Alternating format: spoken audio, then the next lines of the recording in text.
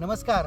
आज आपण अनगर या गावी पासले साहेबांच्या शेतात आलो आहोत. हे आमचे नाना पासले आहेत आणि ह्यांचा हा शिमला मिरचीचा 30,000 झाडांचा प्लॉट आहे 2.5 एकरामध्ये. आणि ह्या प्लॉटमध्ये पहिल्या तोड्याला 3 टन आणि दुसऱ्या तोड्याला 6 टन अशी 2 वेळा मिरची निघालेली आहे. शिमलाची इंद्रा टाईपमधली ही प्रियंकाची व्हरायटी आहे.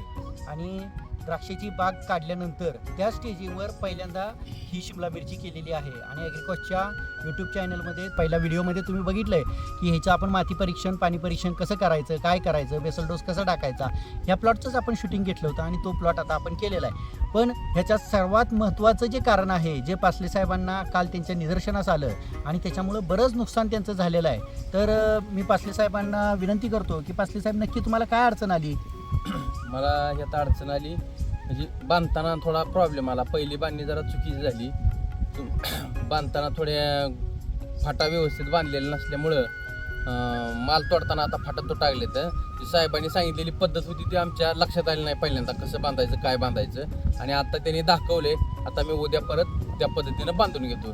तसं बांधल्या नसल्यामुळं माझ्या भरपूर नुकसान झाले काल तोडताना, फाटा तोडताना. आज आम्ही एक फांदी बघितली होती. त्या फांदीला सरासरी 10 मिरच्या होत्या, म्हणजे 3-4 सेटिंग होते आणि 5-6 कळ्या होत्या.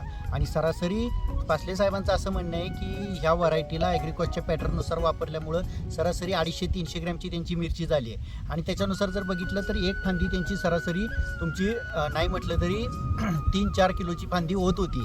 तर ही मिरची तुटल्यामुळं आज अडचण बऱ्याच त्यांच्या झालेल्या होत्या. आणि आज आपल्या व्हिडिओमध्ये मुंबईवरून, खास खोपोलीवरून ज्यांचं शिमला मिरचीमध्ये चांगलं काम आहे, आपल्या रसिका पाठक मॅडम इथं आलेल्या आहेत. मी रसिका पाठक मॅडमना विनंती करतो की त्यांनी ही शिमला मिरची कशा पद्धतीनं पासले साहेबांनी बांधली पाहिजे आणि त्यांनी जर त्या पद्धतीचं नियोजन केलं तर त्यांना भविष्यामध्ये काय फायदा होईल ते सुद्धा सांगावं आणि त्यांनी त्याचं प्रात्यक्षिक करून दाखवावं की कशी शिमला मिरची बांधायची. नमस्कार. मी आज आपल्याला शिमला मिरची कशी बांधावी आणि काय होतं, शिमला मिरचीचं उत्पादन घेणं सोपं आहे, पण तुम्ही जर बांधणी योग्य नाही केली तर आपण पाहिलंय शेतामध्ये फिरताना की किती नुकसान झालं. प्रथमतः अशा 2 तुम्ही रस्सी घ्यायची आहे आणि माप घ्यायचं आहे की जिथे आपली शिमला मिरचीचा बेड संपतोय त्याच्याहून 1 ते 1.5 फूट लांब अशी रस्सी ठेवायची आहे. याचं प्रात्यक्षिक आपण आता करूया.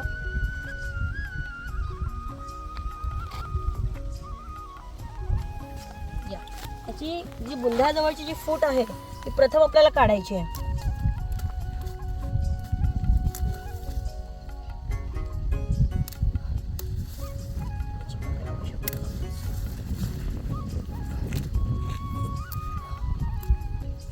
असा हा त्याचा बुंधा प्रथम आपल्याला साफ करून घ्यायचा आहे. पाहिलं तुम्ही, आपण 2 फूट आपण रुंद घेतली आहे.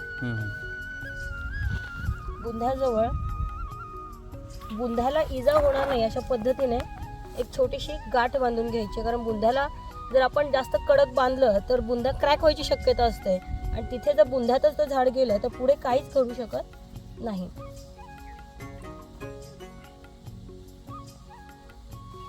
ठीक आहे, ही अशा पद्धतीने आपण रस्सी बांधली. त्याच्यानंतर हे जे झाड आहे, झाडाच्या प्रत्येक पेरामध्ये तुम्हाला ही रस्सी गुंडाळायची आहे. मॅडम, म्हणजे तुमचं म्हणणं असं आहे की पेऱ्याला आपल्याला प्रत्येकाला सपोर्ट द्यायचा आहे. नक्कीच. कारण प्रत्येक टोमॅटो सारखं ही जी मिरची आहे, ही मिरचीला काय झाडाखालनं वरनं उचलून घेत नाही, फक्त तिला सपोर्ट द्यायला लागतो. बरोबर. आता आपण मगाशी पाहिली असेल शिमला मिरची खाली पडलं होतं रोप, बरोबर. पण आता आपण अशा पद्धतीने गाठ कशी बांधायची, इथे बोट ठेवायचे 2 तुम्हाला, वरून रस्सी घ्यायची आहे.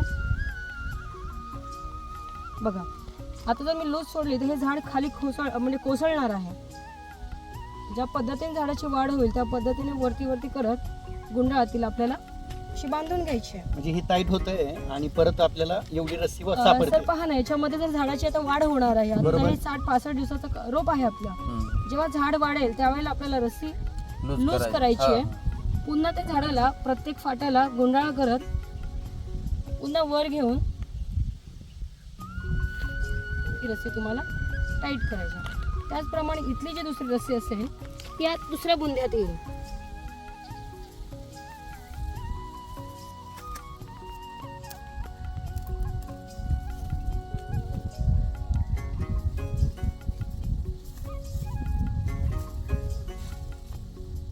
पासले साहेब लक्ष द्या, हे लई महत्वाचं आहे.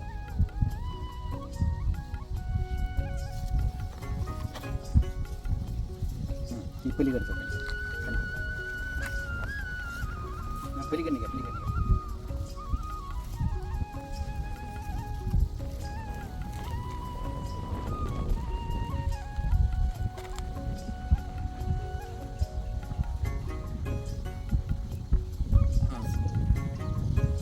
जसं झाड उंचेल तसं ते आवडत. हळू. बघा सरळ झाली पडलेली. आणि तुमच्या जुन्या सुतळीनी काहीच सरळ झाली नव्हती, ती उलट तोटाच झाला आपला. तोटा. आणि शिवाय याच्यामध्ये तुमचं जी झाड आहे ते तुटण्याचं प्रमाण कमी आहे. आणि झाड उंच वाढलं की ते उंच वाढत त्याला सूर्यप्रकाश मिळणं किंवा जे अन्नद्रव्य आहे ते उत्तम प्रकारे वर सर्क्युलेट होऊ शकतात. पण आता हे झाड खाली पडलं तर 100% पैकी 20% नुकसान तुमचं जागेवरच झालेलं आहे. बरोबर. कारण खाली ही जर मिरची टिकली ही पूर्णपणे नुकसान होते.